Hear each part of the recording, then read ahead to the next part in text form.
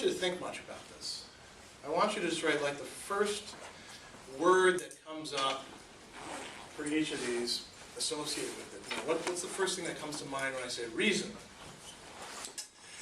And then what's the first thing that comes to mind when I say faith? And you can draw on your experience, you can do anything you like with it. Same thing with philosophy or religion. And then Abraham. So I'll give you a minute to sketch that out. And while you do that, I'm going to silence my phone. And then I'll tell you about this guy Kierkegaard. Actually, I'll start telling you about Kierkegaard before I ask you about these things. So we're finishing up the semester nowhere near contemporary philosophy, nowhere near where philosophy is today, but having covered a lot of ground from the ancient Greeks, through some of the medievals, through some of the moderns, and now we're reaching the later part of the modern period with this guy, Soren Kierkegaard. The weird O thing is because he's Danish, and that's a letter that we don't have in our English orthography. I think it's pronounced Ud, so Soren Kierkegaard. But you can just call him Kierkegaard. And he was a Danish thinker, like I said, who is writing in the first part of the 19th century, so not that long ago. And he's responding to a lot of the people that we've studied this semester. The biggest person that he's responding to we didn't study, and that's Hegel. And the reason we didn't study Hegel is because Hegel is notoriously difficult and takes a lot of time to get to learn about, because everything is connected to everything else. So we won't do that. But he did respond to Kant. And he does talk about Descartes. And he also talks about Socrates. And in some ways, what you can think of Kierkegaard as doing is responding as a religious thinker. He's a very clearly religious thinker to what's going on in the intellectual culture and the ordinary culture of his day. And one of the terms that you don't see coming up in this book, but which does come up in many of the other books that he wrote, is this term Christendom. And in your history classes, do you guys remember that term ever coming up? Like in your world history, or probably didn't have medieval history, but when you talk about Christendom, you mean the countries or the cultures in which Christianity plays an important role. And that's changed over time, hasn't it? Right? Where did Christianity start out? Pretty humble beginnings. Bunch of Jewish fishermen, this carpenter guy and tax collector, and what else did they have? Some Greek people following them around, some Romans, mostly Jewish people at first, and then some Samaritans, which pretty low class for Jews. Then it spreads out, right? You guys all know the history of the spread of Christianity. It starts spreading through the Roman Empire and even goes outside of the bounds of the Roman Empire. And Christianity becomes the major intellectual and religious force in Europe for over 1,000 years. And then you guys remember, the story about the Protestant Reformation. There's one big monolithic church, and it breaks up into other churches, right? Martin Luther and the 95 Theses, and then John Calvin, and you probably remember maps, right? Where here's the Lutheran area, and here's the Calvinist area, and here's the Anglican area, and all that. But they all had a lot of things still in common. Denmark was a Lutheran country. And Christianity, as far as Kierkegaard thought, had become kind of tepid. When a religion, any religion, becomes the dominant way of looking at things, there's a lot of people who, give lip service to the religion, but are they really committed to it? Are they really practicing it? Are they really studying it? I mean, what's your experience of that sort of stuff? The United States is nominally a Christian nation culturally, not politically, but culturally. Does everybody who, claims to be a Christian, are they all on fire and, doing exactly what you'd expect a Christian to do? What's your experience? Yeah. I think it sort of depends. I think Yeah. some people follow it more closely than others. Yeah, it depends very much. And so, just being within the society or being within the state doesn't necessarily mean that you have any sort of commitment, does it? You could wake up every Sunday morning and go to church like you're supposed to, and just kind of mumble along and never really think much about it. And on Monday, forget all that nonsense that you heard that didn't make much sense in the sermon.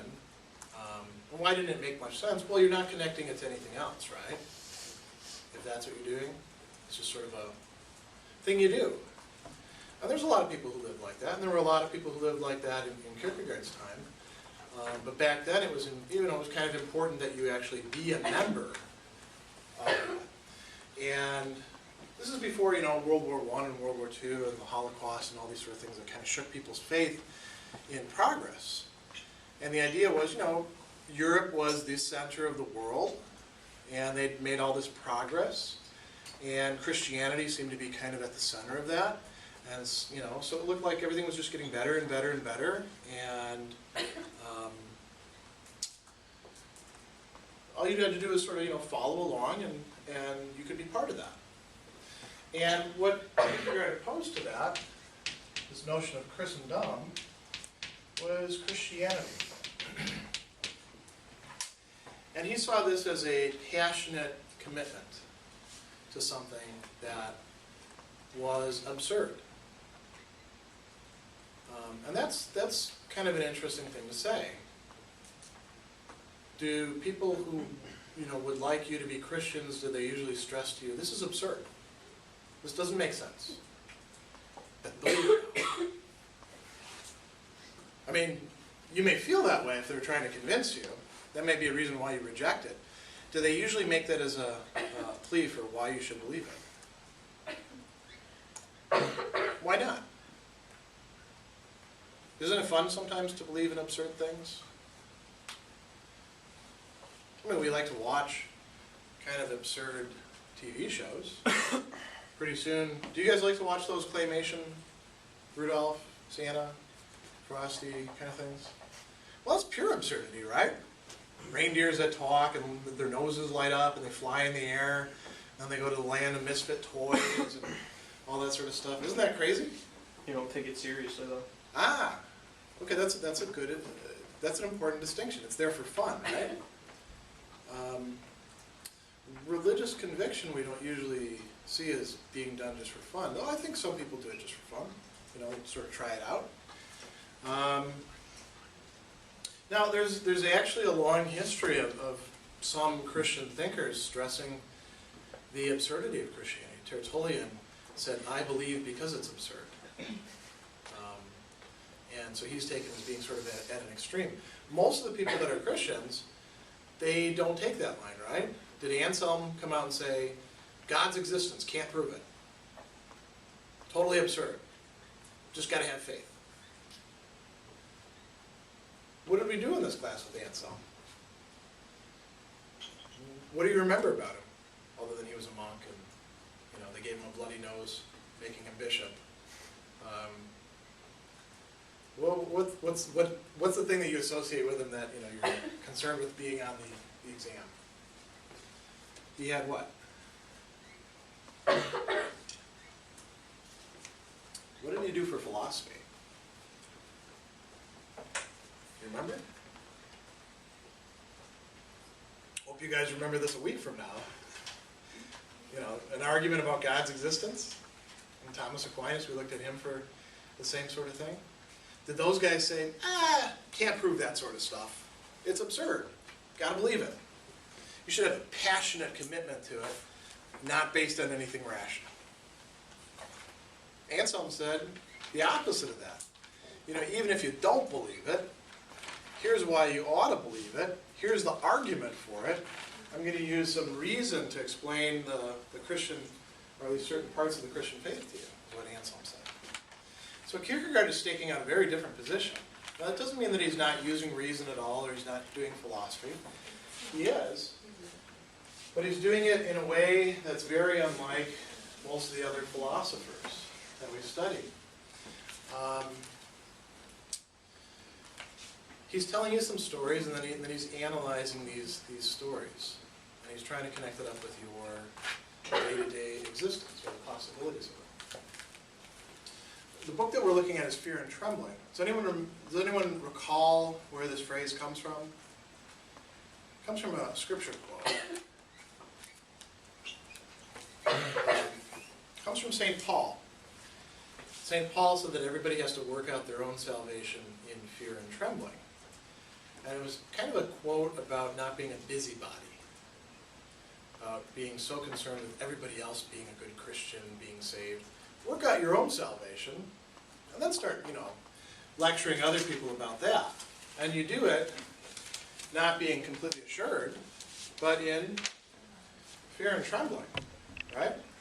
Because if you take this stuff seriously, if you think that there really is the kind of God that Christians talk about, or Jews or Muslims for that matter, and you think that he's got this awesome majesty and is infinite beyond anything that we could conceive of, even if we can't know something about him or it, or if it's a trinity, the threeness, or whatever that is, if you take that sort of thing seriously, you should actually have kind of an emotional response to that. Realizing, not just how powerful your reason is, but perhaps how weak it is. And how often we go astray. And how easy it is for us to screw things up. And this is, these are religious people who are saying this. These are not just, they're saying it about themselves. They're saying, I have to work out my own salvation in fear and trembling, because even though, I've been writing these letters, say St. Paul, I'm a screw-up. That's what St. Paul says. What about this guy, Abraham? What did you guys write down when I asked you to do that sort of word association? What came to mind when I say Abraham? I'm kind of curious. What did you have? Yeah. I was about Lincoln. Abraham Lincoln, okay. Yeah, I mean, we name people with a lot of biblical names, or at least we used to. In my family, they still do, so I have an Eli and a Jacob and all these sort of things as cousins. Mariah. Did anyone else but Abraham Lincoln? About a third of the class. Okay. Who else had some other associations with Abraham? Yeah. He's a religious leader. Okay, he's a religious leader. Yeah. For the Bible. The Bible, yeah, we learn about Abraham in the Bible, in the first book of it, right? Which is called Genesis. And Genesis means beginnings, origin. And did anyone else have anything interesting about Abraham? Offhand? Yeah. It's like God of Abraham. God of Abraham, yeah, okay, because in the Bible, God is talked about as being the God of Abraham, Isaac, and Jacob. And Isaac is going to be an important part of the story too. So this guy Abraham, he's a Mesopotamian. At that time, there were two main cultural centers in the Western world. There was Egypt, this old civilization, and then Mesopotamia. These are both river civilizations. They developed a high level of complexity. They had their own complex religions, and a very urban way of life compared to pretty much everybody else was, either in the forest and hunting, or they were doing some subsistence farming, or they were herding sheep. And, imagine that. Imagine leaving the existence that you're used to, getting rid of almost all of the technology that you have and going somewhere else, and starting a new life. And not a life that you would have staked out for yourself, oh, this is going to be so great. God comes to Abraham and he says, all right, leave. Leave the city, leave your family, leave all these things that you know, head out. into the desert, into the wasteland, like a nomad, because I'm going to do some great things for you. And Abraham obeys. He actually goes along. And you might say, well, people were really gullible back then. You know, and we don't know the whole story because all we have are these short verses, right? And an entire lifetime is compressed into these verses. What we do know is that Abraham leaves and God makes a promise to him. He says two things. He says, I'm going to make you the father of many nations. What does that mean? He's going to have a lot of kids. And those kids are going to have a lot of kids. And they're going to, and you can think of it in a spiritual way or in a physical way, but that's one thing. And then the other thing is, I'm going to give you some land. That's what, Jews call Israel. That's the promised land, right? Because Abraham is seen as being the father of Judaism. So he goes and he wanders around. He's got this wife, Sarah, and they have some adventures, and then they get old. And I mean, if you think that the Bible stories are boring, read the Bible sometime. Sarah and Abraham go down to Egypt, and he pretends that she's his sister, so that the Pharaoh, who's got a thing for the ladies, won't kill him and take her. And then God strikes the Pharaoh with a curse, and the Pharaoh's ticked off now and says, what are you doing to me? I treated you good, and then you lied to me about your own wife. This is the sort of stuff that goes on in these stories. So he does have some adventures. But what's really important about this, Sarah can't have children. So what happens then to this whole, you're going to be the father of many nations business? Any of you remember how the story goes at that point? Sarah does something kind of tricky. At least we would see it that way. Also maybe something kind of loving. She says, well, I can't have any kids, but my maid can. Yeah. She lets him have an affair with a maid or something, so that the maid can have the kids. Yeah, and that's his first son, who is Ishmael, who Muslims believe is the rightful inheritor of Abraham. And then God comes and tells Sarah, I'm going to give you a son. And she laughs. She laughs at God. Again, these old stories are great because they're very human. It's not this, I'm going to do everything you say, God. These people are, interacting with God in funny ways. She laughs at God. And God says, no, you're going to have a son. And sure enough, a year later, she does. Isaac. And by this time, they're pretty old. Now here's where we get to the part of the story that really concerns us. What does Abraham have to do with Isaac? He raises him as his son, as he ought to. Eventually he has to drive Ishmael away, which Abraham didn't seem to be too happy about. Sarah was, worried that Ishmael would try to steal Isaac's birthright. So now he's down to one son. What does God tell Abraham to do with that one son?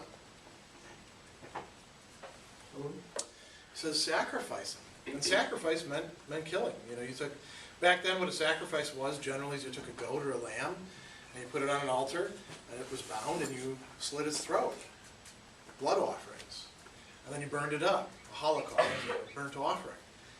And God tells Abraham this.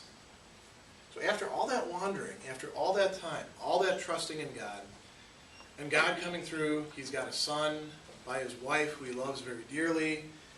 Now God tells him something that sounds totally crazy. You have to sacrifice your son to me. This is what I require of you. And that's what Kierkegaard is trying to think of, with Abraham being a sort of figure, sort of type. Abraham has faith. When I had you do the thing for faith, what sort of associations did you have? What does faith make you think of? Yeah. Prayer. Okay. Prayer is something that people who have faith typically do. What else? What else did you guys write down? Who did I call them? Ms. Nato, what did you write down? God. God, right? A faith in God. Hopefully it's not faith in sardines or, something like that, right? What did you write down? Oh, either one of you. I did the same as Yeah, it's God? in there. How many of you put God? Wow, more than half of the class. So actually, okay, that makes sense. Because we're used to thinking of those things together. Is faith something that you just have in God? Or is faith something that you have to work at? How do we often treat it in our time, and also in Kierkegaard's time? We treat it kind of like a starting point, right? Some people have faith, some people don't have faith. Some people believe. We often use faith as a synonym for belief. Some people believe in God, some people don't, right? What probably determines whether you believe in God or not at this point in your life? I'm guessing you probably haven't given a ton of thought to it yet, but you'll probably give it more to it later as you get older. What do you think probably the number one thing we could look at to figure out who believes in God and who doesn't, other than just asking you, who believes in God? Where would you have gotten that belief from? It wasn't inborn. Our parents. Yeah, probably from your parents. If your parents believed in God, went to church, probably believe in God, go to church. Although college is the time when most kids quit going, at least for a while, right? If your parents didn't believe in God, if they said, that's a bunch of BS or something like that, then you probably don't believe either. Right? And that may change over time. You may have come from a religious household and then say, this isn't for me. Or you may come from an irreligious household and say, I wish I would have known about this. Now I believe. Right? Those sort of things change, don't they, over time? And some of you may have already gone through one change one way or the other. Well, Kierkegaard is talking about faith, but he thinks that faith is something difficult. A lot of people begin with faith, and then they want to go on from faith. And I think you probably would see Anselm or Descartes or people like that in this way. Let's look what he actually says. He says, not merely in the realm of commerce, but in the world of ideas, as well as our age, is organizing a regular clearance sale. You guys just went through. How many of you went out shopping on Black Friday? Did any of you? Or Cyber Monday? Some of you have your Christmas shopping probably taken care of. The rest of you have some work to do, I guess. Everything is to be had at such a bargain, it's questionable whether in the end there's anybody who'll want to bid. When something is really cheap, people start saying, what's wrong with it? Don't they? Is this broken? This must be fake, because it's really, really cheap compared to what I know I ought to be paying for this thing at the clearance. Every speculative price fixer who conscientiously directs attention to the significant march of modern philosophy, I'm going to skip over this, is not content with doubting everything but goes further. Remember, Descartes doubted everything, right? Perhaps it would be untimely and ill-timed to ask them where they're going, but surely it's courteous and unobtrusive to regard it as certain they doubted everything, since otherwise it would be a queer thing to be going further. The preliminary movement they have therefore all of them made. Presumably with such ease, they do not find it necessary to let drop a word about the how. For not even he who anxiously and with deep concern sought a little enlightenment was able to find any guiding sign. They said, Descartes did it. We're going to start where Descartes did. And this is a very common sort of view about philosophy. We don't have to read the ancient people, the medieval people. We're going to start with Descartes and hyperbolic doubt and modern philosophy, and we're just going to move on from there. I hope that one of the things that has come across to you in this semester, because we read Plato and Aristotle and Anselm and Thomas before we went to Descartes, is how much you would have missed if you just started with Descartes. I think that some of you, at least, are going to come away from this class with an interest in this guy Socrates. And it's going to last throughout your lifetime. And you're going to think about him, and you're going to think about some of the things that he said and did. And they may not make sense to you right away. but they may assume greater importance later on. And if they do, you know why that's the case? It's because you did some work. See, philosophy is in large part doing work. It's sitting down with the texts and thinking about what's going on here, and reading it and mulling it over and seeing if it applies to your own life, and seeing if looking at your life in that light changes your viewpoint on things, and then moving on to the next thing that you do that way. Kierkegaard is saying everybody wants to start way over here when we should be starting over here. Not just taking for granted that we've made this progress, we don't need to read this. And it's the same way for any other thing that you could think of. Think about all the commodity items. How many of you listen from time to time to classical music? Anybody? I mean, you hear it, right? You recognize it. And I'm not a good one to talk about this, actually, because there's only a few classical composers who I actually get much out of, because I'm kind of a Philistine when it comes to this. But I have a friend who knows classical music inside and out. I like talking with him because I can ask him, what's going on in this piece? And he can tell me. And then when I come away from a conversation with him, I not only know so much more, I feel so much more. My life has become richer. And you know why? Because I didn't think that I knew it all, and didn't need to ask somebody about it, and didn't need to do some work. And it's the same way with your professions that you're going into.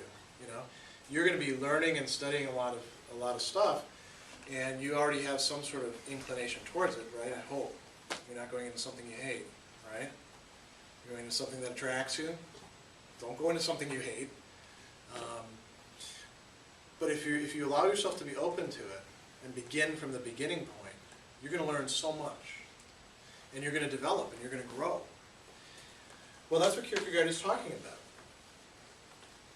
He says, what those ancient Greeks who had some understanding of philosophy regarded as a task for a whole lifetime, what the veteran combatant attained when he had preserved the equilibrium of doubt through all the pitfalls he encountered, this is where everybody begins in our time. So that's about philosophy. What about faith? It's the same kind of thing. He says, in our time, nobody is content to stop with faith but wants to go further. It would perhaps be rash to ask where these people are going. In the old days, it was different. For them, faith was a task for a whole lifetime. It's very easy to begin by saying, I believe in God. I'm all right with Him. I'm in the track that I'm supposed to be. Now it's all smooth sailing from here on. But that's a very superficial way of approaching religious faith, isn't it? Whether it's, pick whatever religion you want. That's not the way that the founders of these religions talked or lived. And that's not the way the early generations of people thought or lived. Think about St. Anselm, for example. Remember, he was a monk, right? He went to a monastery. That meant that he gave up all of his possessions. And he said, I'm going to settle down with these monks. If you read his life, they didn't like him, a lot of these monks. It took him a long time to win them over by treating them lovingly when they treated him horribly. They did mean things to him. That was work. By doing that kind of work, he learned more and more what this book that he was reading, the Bible, was about. We often approach these kind of things as if the meanings of things is right there on the surface and you can grasp them like that. Or maybe we can get the Cliff Notes. Or your generation doesn't use Cliff Notes. What do you guys use? Spark Notes, right? And what else? Synopses of different things. Wikipedia. When you're in a pinch, what else do you turn to? There's no shame in saying it. It's okay. I mean, that's a good starting point. It's just not the end point, right?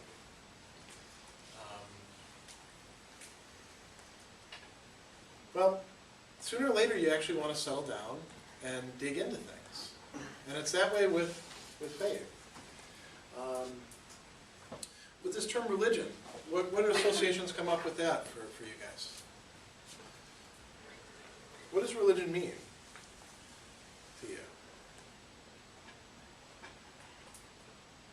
Yeah. I wrote God for that one. God, okay, yeah. Religion is usually tied to some conception of God or gods or the divine or the Tao or something. What else? Prayer is, definitely involved for most people, whether they're Buddhist or Jewish or Christian or Hindu. Almost everybody who's involved in religion actually prays. What else? What did you have, Ms. Makowski? God? Okay. How many of you put God? Almost everybody. What did you have, Mr. Sachs? Controversy. Controversy. Okay. That's kind of interesting. Because if you look at every world religion, controversy was there from the start. Well, let's take this Jesus guy, for example. I hope I don't offend anybody by speaking kind of irreverently, but he actually spoke kind of irreverently himself, didn't he? He'd walk around and mess with people and tell them things that were really hard for them to hear. And every once in a while they'd say, "Kill that guy!" And they tried to do it a couple times, didn't they? Before they did it in the end. I mean, there's one verse, or a set of verses, I think it's in the Gospel of John, where a couple different sects are trying to, narrow him down on something. And they ask him this puzzling question, and then he throws a puzzle back at them. And they realize that, this isn't going to work. And so what are they going to do? Let's kill him. Right? That's controversy. That gets people's emotions involved, their passions involved. Why would somebody commit themselves to this sort of thing then? Well, they put themselves on a path. They made a commitment themselves. These people who are following him around. I mean, imagine what that was like. You got this guy who's kind of unpredictable, who just until a couple years ago was a carpenter.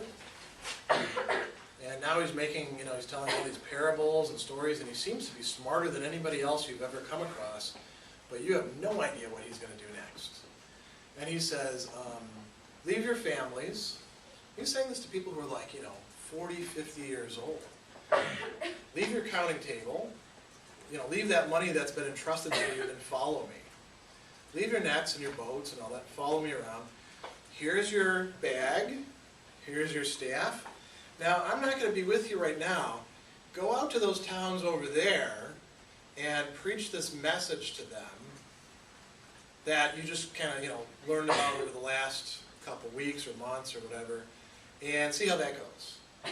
Doesn't that sound crazy when you put it like that? When it's not in, a church with candles and incense and all that sort of stuff? Doesn't it sound like a crazy story? And yet these people did it. And they did it by, not just one or two, but eventually thousands. Well, that's what we call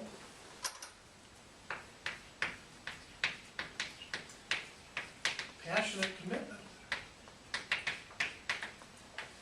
And that, you guys are passionately committed to some things, right? I think your family probably.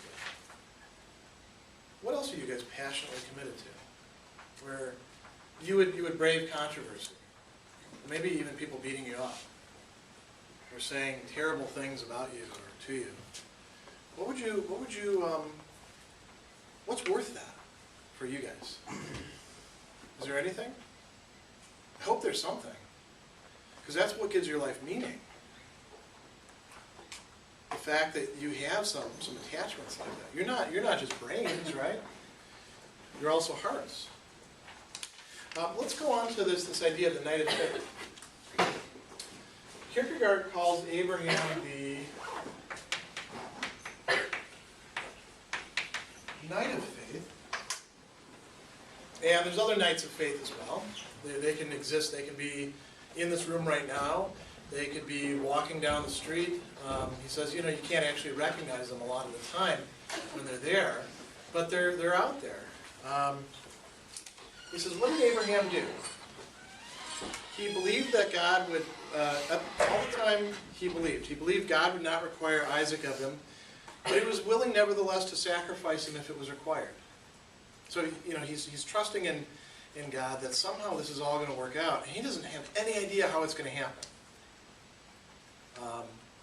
Everything that's been set up to this point doesn't give him any sort of clue, but he's trusting.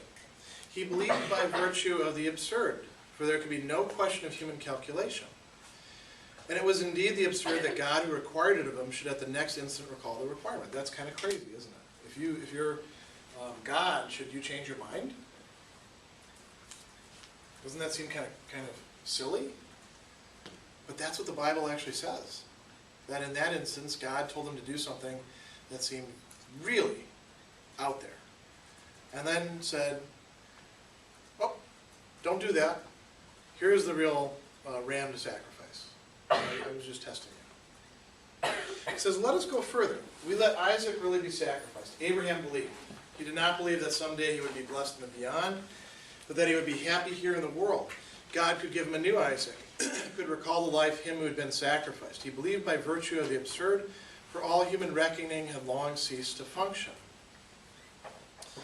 And what he's contrasting Abraham to is something different, is the, what he calls the night of infinite resignation. What sort of sacrifices do people have to make in their lifetime that you can think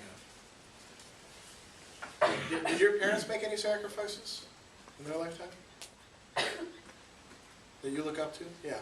Oh, well, I was just going to say time, obviously. Like, you put your time in certain things and not others, kind of make a compromise. Yeah, and you only get so much. And as you get older, you realize how little you get. When you're 20, the whole horizon stretches out. When you're 40, you start to get kind of miserly with your time. You get a different perspective. I guess when you're 60, it must be really intense, because, you could be dead the next day. So time, you sacrifice time for things. Are there people who had to sacrifice, say, their dreams to take care of somebody?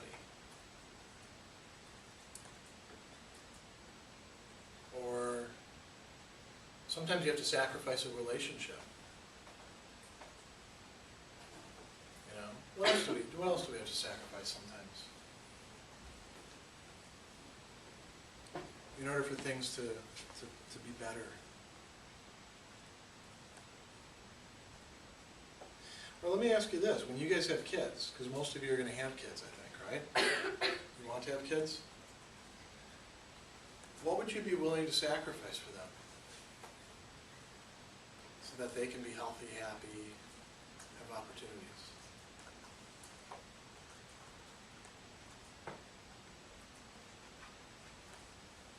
What do you think? I mean, everything changes. Once you have kids, I can tell you this from experience, everything changes. And you see the world in a different way, not just because, you're so happy you got a kid, or anything like that, but because now you realize, wow, now I'm responsible. I was responsible before when, I had a girlfriend or fiance or wife, or, same thing with that, or boyfriend, or whatever. But you're responsible in a very different way when you have a baby in your arms. You can't just up and quit your job, even if you don't like your job. You have to, you can't just say, well, I'm going to go out. Just put the kid in the crib. I'll be back in about 12 hours or something like that. You have to make a lot of sacrifices. You lose a lot of sleep. You have to pass up a lot of opportunities that you would have taken in the past. That's being resigned to something. And now think about it. When you make a sacrifice, there's some people who talk about sacrifice and they're like, I didn't really want to do it anyway. Is that making a sacrifice? No. Let's take this event over here, right? This film screening. If you say, yeah, I'm going to go to that. Now that's going to mean I'm going to have to miss dinner, which is probably the case, right? Because you're having a 5 o'clock class. So that's probably why I bet nobody's going to go, right? You'd rather go to have dinner. Let's say you gave up dinner. Is it much of a sacrifice if you had some snack before you got to class so you're not really hungry? Or is it more of a sacrifice if you're hungry? If you're hungry. Yeah. There's more of a sacrifice if you need something or if it's a good thing. The Knight of Infinite Resignation gives up something that's good for some greater good, which may not even be theirs. He gives a lot of examples of Knights of Infinite Resignation that can go that far. And those are great things. What he calls the tragic hero.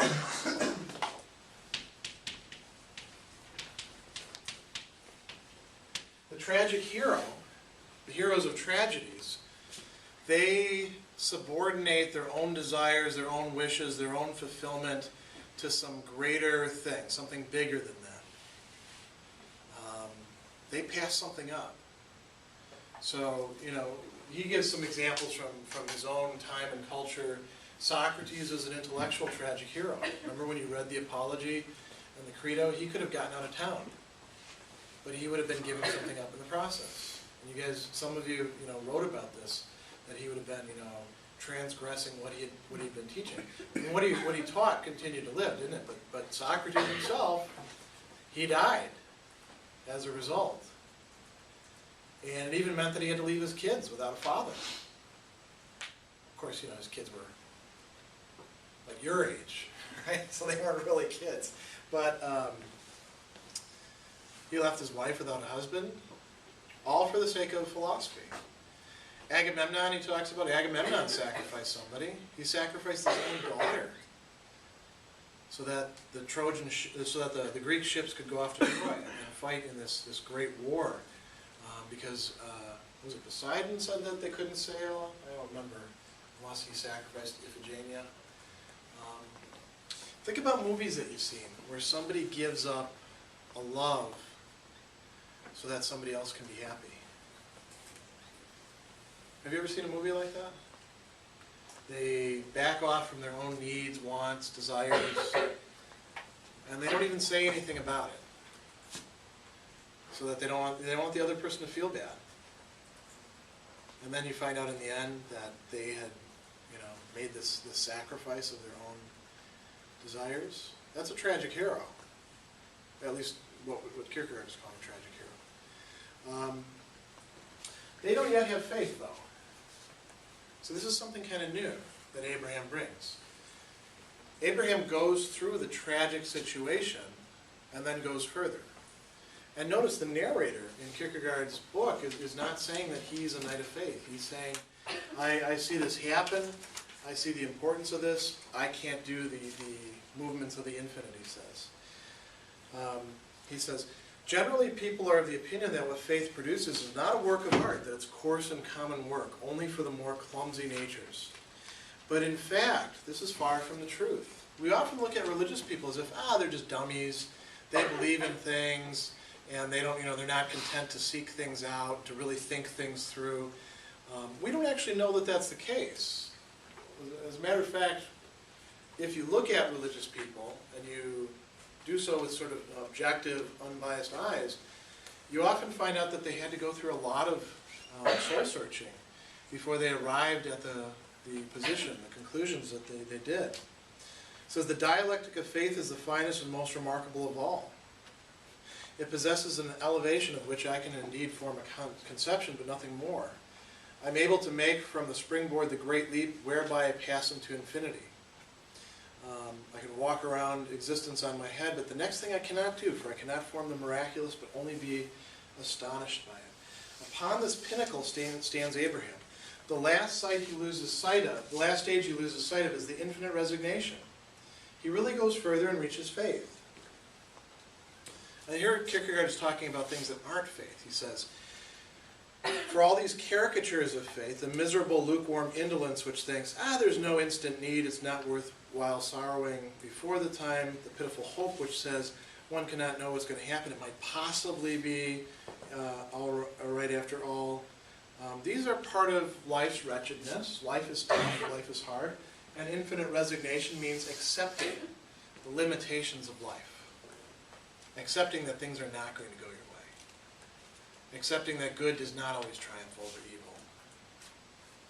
That good people get sick and die of terrible diseases, and a lot of bad people go around and live a great life.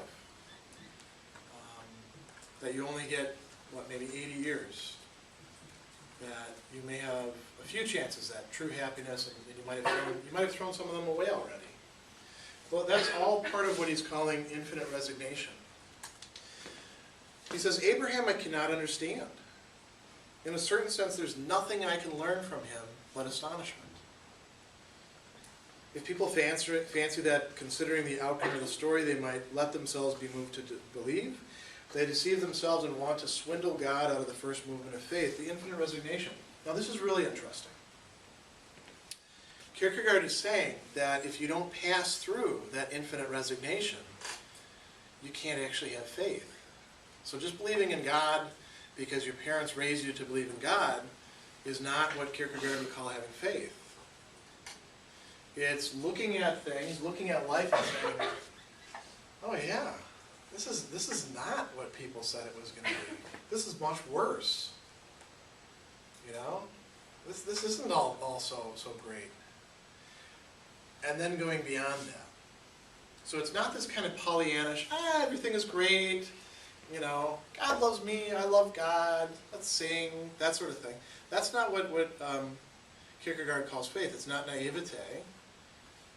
It's a sort of joy and trust that comes after passing through this time of difficulty. So that's kind of interesting. So could children, for Kierkegaard, have faith? What do you think? Like, say, 6-year-olds. Could a 6-year-old have faith? Do you know any 6-year-olds who've looked at life and said,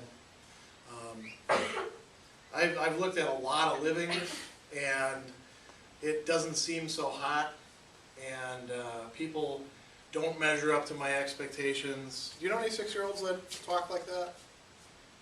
Could there be any? I don't know. I mean, if there were, they'd be really jaded. You have to pass through, for Kierkegaard, you have to pass through looking reality straight in the face and seeing that it doesn't appear to be magical, wonderful. Put the fairy tales away. And then, after that, believe. He says, the nights of infinite resignation are easily recognized. Their gait is gliding and assured. I mean, if you can come to terms with that, that makes you very tough. Go ahead, yeah. So after all this, he believes in God. Is that what he's kind of getting to? Mm-hmm. Or you're saying it may not be for some people, but for him, this is how he found God. Yeah. Kierkegaard had his own trials. Part of his biography is that he had to debate about a couple things. He had a father that he had a very stormy relationship with. And he also had a fiancée that he gave up and sort of drove away in order that he could pursue what he felt to be his vocation as a writer. Imagine that, somebody who you're in love with and who loves you, and you push them away because you're feeling or thinking that God has selected you for something different. That would be very tough, wouldn't it? Not only would it be tough to do, wouldn't that hurt deep inside? And Kierkegaard did that.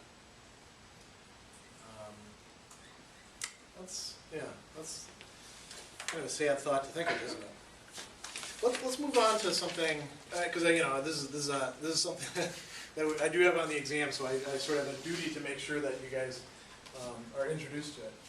He talks about what Abraham is doing with this sort of technical terminology. So far we've used, nights and all that.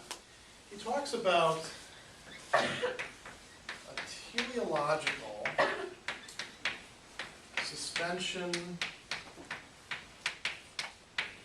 of the ethical. So what's the ethical? What do we use that term for? We talked about this last class. If somebody's ethical, what do they do? The right thing. The right thing, okay. So what does the right thing usually look like? And you can use any moral theory that we talked about this semester. You could use Plato, you could use Thomas Aquinas, you could use Aristotle, you could use Kant, you could use Descartes. What does doing the right thing look like, usually? Or think about your own experience. When you've done the right thing, and it's been hard for you to do, what did that look like? And why was it hard?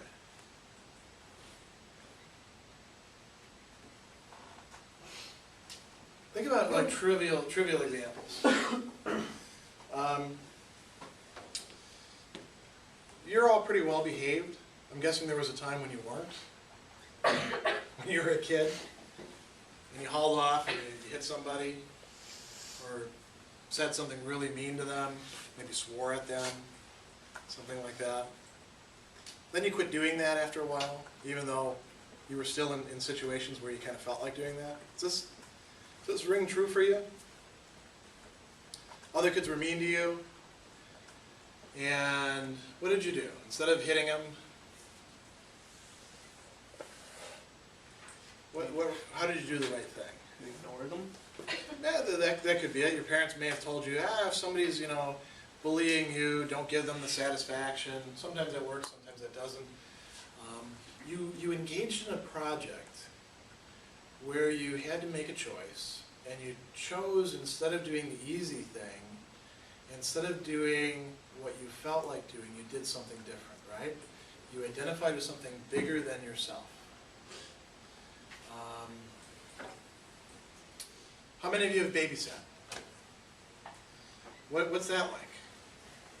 I mean, you get money out of it, hopefully, unless you just were used as free labor by your parents or something like that. But what's it like taking care of your kids? Suddenly, you're responsible, right? And, kids are annoying, aren't they, sometimes? Sometimes you'd like to put them in the closet and say, don't come out. But you don't do that, right? Why not? Because the parents will be mad when they come home and the kids say, yeah, they put me in the closet. That's not why you did it, right? You didn't do the wrong thing. You sacrificed something, your immediate impulse. You put up with something. Now think about bigger sacrifices.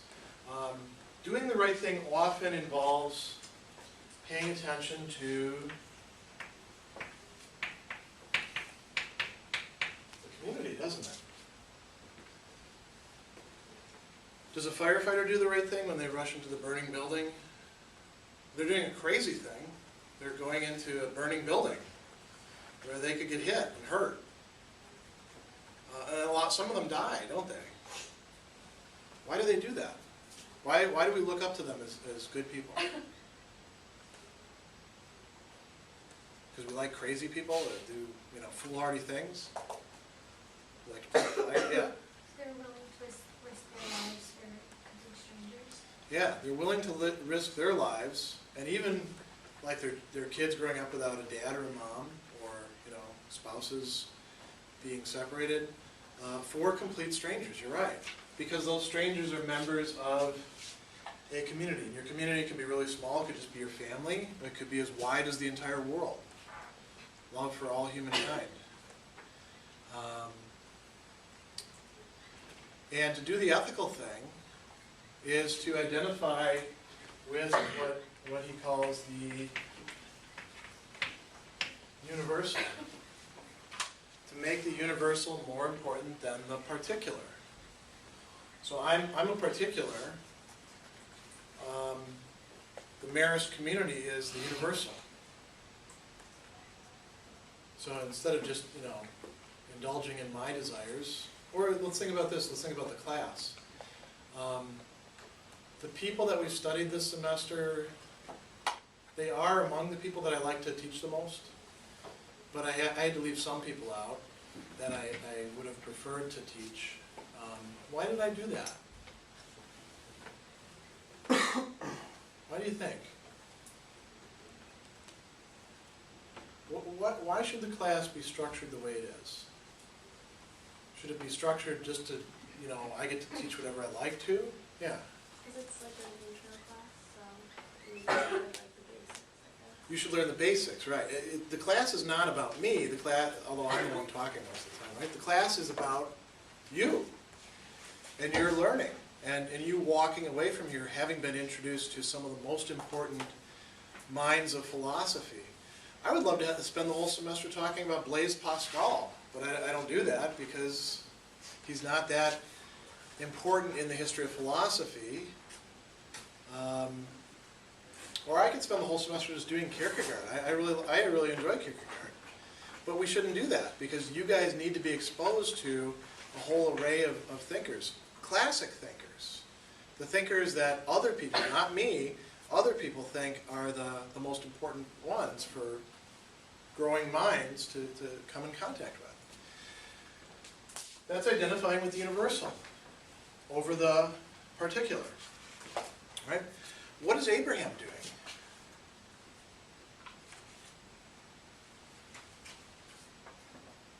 See, you can have all different levels of the ethical. Like you could say, well, my family is not as important as the town. I will sacrifice the needs of my family because there's a bigger picture thing here, the state. That would be ethical. That would be the right thing to do in some cases. What is Abraham doing? From an ethical standpoint, he's committing murder. He doesn't actually do it, but he's ready to do it, isn't he? Is there any way you can kind of spin that? I mean, you could do some murders maybe that would be ethical. Like if you went back in time and murdered Hitler, would that be a good thing? Be a lot better than it'd be bad, wouldn't it? Because he led to killing all those other people. Yeah. What would Socrates say about Oh killing yeah, Hitler? you're Is right. that right? You're right. Socrates would say it's doing harm. I guess I'm more of a utilitarian when it comes to this, and I think that Kierkegaard might actually, in some respects, when it comes to the ethical, be willing to say, if you've got somebody who's like a terrible person, you know that killing them saves all these other people, that would be the ethical thing to do. But Abraham's not doing anything like that, is he? There's no greater community that he's going to serve by killing Isaac. As a matter of fact, what he's doing in any book, according to the ethical, is wrong. So why is he doing it? Because God said so. Yeah, God said so. And God is a greater concern than anything that's ethical. So when he's talking about teleological, this is in terms of ends. This is a higher end. Something that, here's another term that he uses. Incommensurable. When you say that something is incommensurable, that means that's a fancy word for saying you can't compare it with something else. If there is a duty to God, that duty trumps everything else. So that's a big one right there. I mean, that doesn't necessarily mean there is a duty to God. But if there is a God, and you have duties towards that God, according to Kierkegaard, those duties would trump any sort of ethical duties that you have. So they would suspend the ethical. Does that mean the ethical doesn't matter then? No. Because, it's only in that one case. Abraham, is the story of Abraham we all ought to go out and sacrifice our kids? Because God likes that. Kierkegaard actually talks about that in the book, doesn't he? He says, if somebody were to go to hear a sermon about Abraham and they're to say, this is great, I'm going home and I'm going to kill my kid now. Because God likes that, clearly. Abraham's example. It's not saying that the ethical is nullified, is no longer in the picture. It's just suspended in this case, and it's totally unpredictable. Could Abraham, figure out ahead of time which things God was going to do and which he wasn't going to? No. So again, there's a lot of ifs here, right? If there is a God, if that God does impose demands on you, like if God talks to you tomorrow and says, Ms. Lois, we wouldn't say Ms. Lois, right? You'd use your first name because he does that with everybody, but I want you to go do this. And sometimes, the things that people say God wants them to do are often, really inscrutable. Peter gets told in one of the stories, you're supposed to go to this guy's house.